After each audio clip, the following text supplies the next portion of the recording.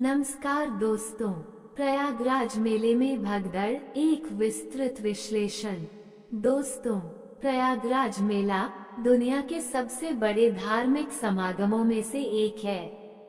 लाखों श्रद्धालु संगम में डुबकी लगाने के लिए यहाँ आते हैं, लेकिन इस विशाल भीड़ के साथ अक्सर कुछ दुखद घटनाएं भी घट जाती हैं।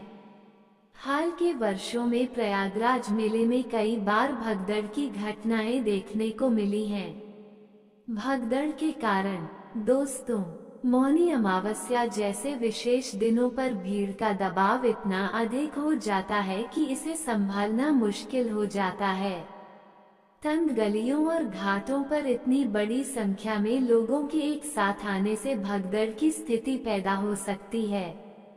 बैरिकेडिंग का उद्देश्य भीड़ को नियंत्रित करना होता है, लेकिन अगर बैरिकेडिंग मजबूत नहीं होगी या भीड़ के दबाव को सहन नहीं कर पाएगी तो ये टूट सकती है और भगदड़ का कारण बन सकती है।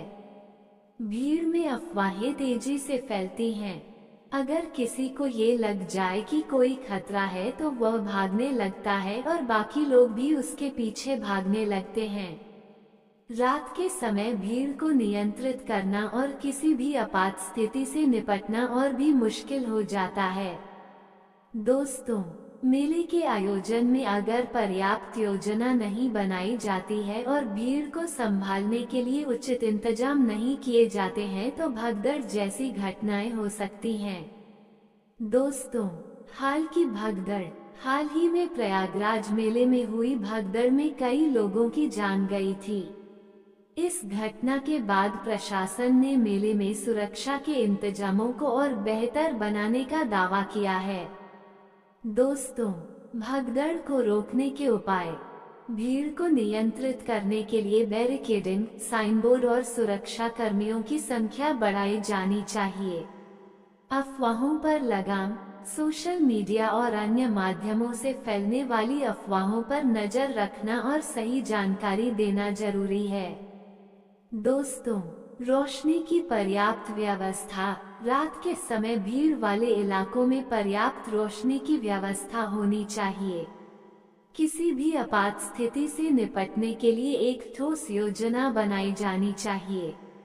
इसमें आपातकालीन सेवाओं को तुरंत बुलाने, घायलों को पहुंचाने और भीड़ को नियंत्रित करने की व्यवस्था शामिल होनी चाहिए।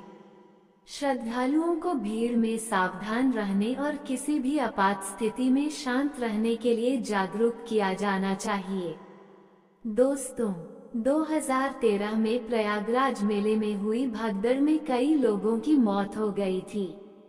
इस घटना के बाद प्रशासन ने मेले में सुरक्षा के इंतजामों को और बेहतर बनाने का दावा किया था, लेकिन कुछ साल बाद फिर से एक भगदड़ की घटना हुई।